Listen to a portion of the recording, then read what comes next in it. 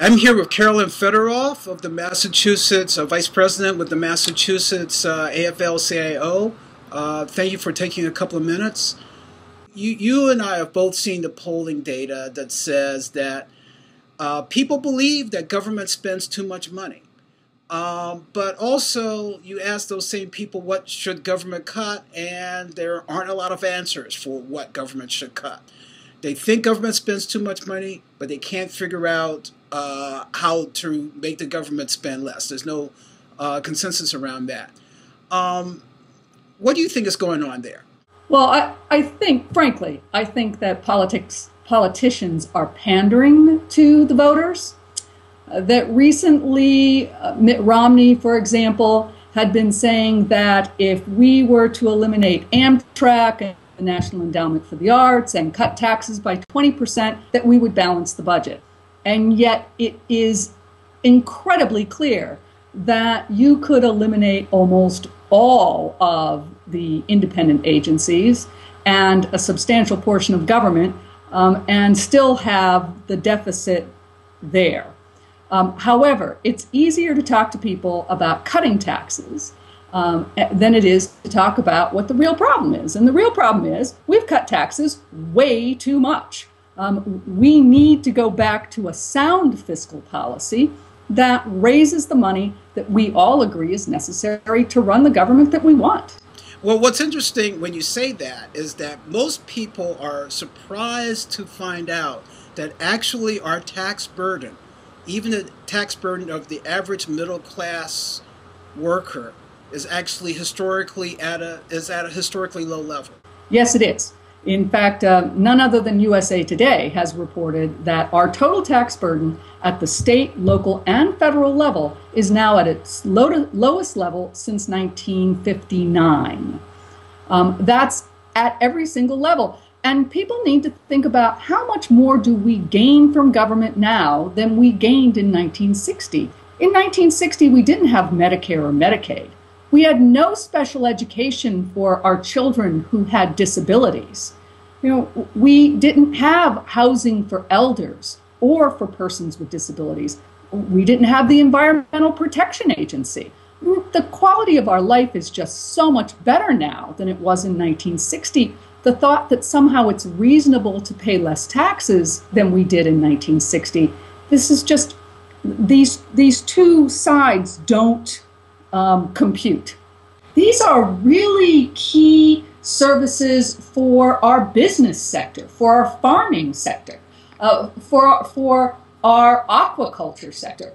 These are things that come down to weather satellites. In the 1960s, we did not have effective weather satellites. It's estimated now that if, for example, the budget cuts that are part of sequestration, if they go into effect in 2013 and continue, that weather forecasting will no longer be accurate 7 days out. We will go back to a window that is 2 or 3 days out.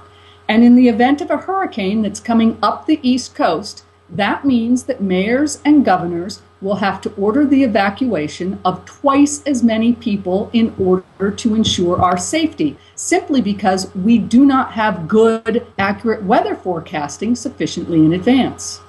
But I hear some right-winger saying, well, you know what, why don't the private sector could do that better.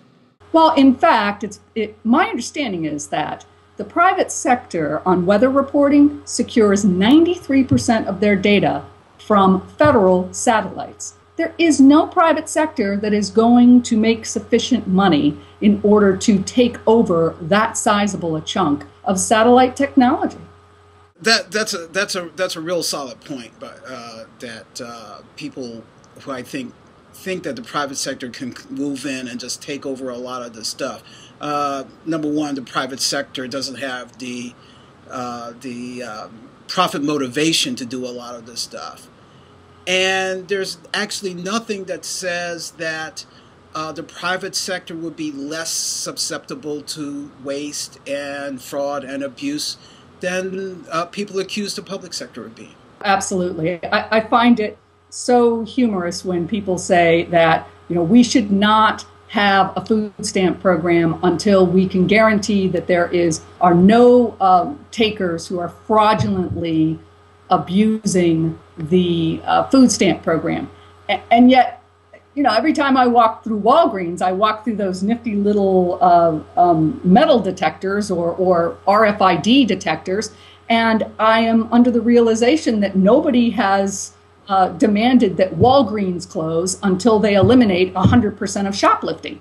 I mean, it is just uniformly recognized that there's a certain amount of theft that happens in our society. It's regrettable, but it's true. It's not just the public sector that's susceptible to it. However, it's also the private sector, and that rather than singling out the public sector and treating the public sector differently than the private sector, in fact, we should treat them the same as the private sector. There is a point in time where it's not economically feasible to track down 100% of the fraud, waste, and mismanagement. Once it costs more to track it down than what it is that we're gaining, then we have to stop tracking it down. Even fiscal conservatives can agree is that we should not spend $1.10 to save $1. That is fiscally imprudent. Yeah, but there are a lot of cases where, in fact, we're doing just that. Yes. Or we're being pushed into doing that. But let me ask you one final question. During the next couple of months on the campaign trail, we're going to encounter people running for House or Senate who will say things like our number one priority has got to be to cut spending and to keep taxes from increasing. We can't allow the job creators to bear any additional burden on their taxes. When a voter has an opportunity to have a face-to-face encounter with such a candidate, what's the one thing you would say that he or she should say to that candidate? It is that small business relies upon small money, and that the money that goes into the pockets of persons who are unemployed, the small money that goes into the pockets of our teachers or our firefighters, the money that goes into the pockets of persons with a food stamp card, that's all money that's getting circulated directly into Main Street. In this economic downturn, it is Main Street that's hurting. It's not Wall Street. And we need to take every opportunity to make sure that there is small money in small hands supporting small business. And that says that we need to get Main Street back to work. We need to make sure that Main Street has economic security. Absolutely. That the 1% can only buy so many pairs of shoes. They can only buy so many cups of coffee. There's just a limited amount that they can do, and funneling more money to them. It's clear when the current Treasury rates are so small that, in fact, investors are almost paying the United States to keep their money safe. That money isn't out there building jobs. That money right now is trying to find a safe haven. We need to take advantage of their need to find a safe haven and use our borrowing opportunity to rebuild bridges, to rebuild roads, to go for our infrastructure, to protect our teachers, to protect our local communities, to rebuild that infrastructure and to make ourselves a better community, not just slash and burn.